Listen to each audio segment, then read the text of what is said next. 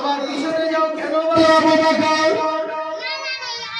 আল্লাহ রাসূল বলছে আবু বকর কি ব্যাপার, তুমি তো আসছিলে ঠিক, কিন্তু একবার সামনে যাচ্ছ পিছনে যাচ্ছ ডান দিকে যাচ্ছ বাম দিকে, কি ব্যাপার?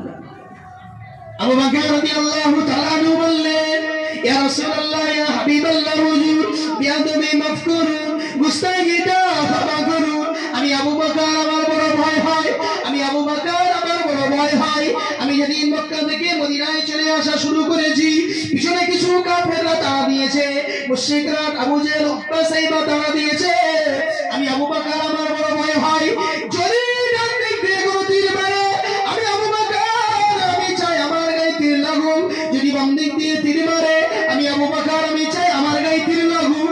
সামনে থেকে শত্রু আক্রমণ করে, পিছন থেকে যদি আক্রমণ করে, ইয়া রাসূলুল্লাহ ইয়া হাবিবাল্লাহ হুজুর বিয়াদবি মাফ করুন, গুস্তাখিটা ক্ষমা করুন। আমি আবু বকর যদি মরে যাই, ইসলামের কোনো ক্ষতি হবে না।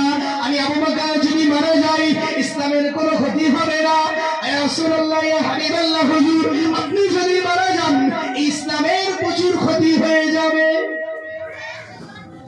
আবু বকর বলছে, ইয়া রাসূলুল্লাহ আমি মারা গেলে কোনো ব্যাপার না, একজন সাহাবা মারা গেছে, কিন্তু আপনি নবী, এই ইসলাম প্রচার শুরু, আপনি যদি মারা যান, তাহলে আপনি যদি ইন্তেকাল করেন, ইসলাম পুরো শেষ। সুতরাং কোনো ভয় হয়, শত্রু যদি ডান দিক থেকে আক্রমণ করে, আপনার গায়ে না লাগুক, আমার গায়ে লাগুক।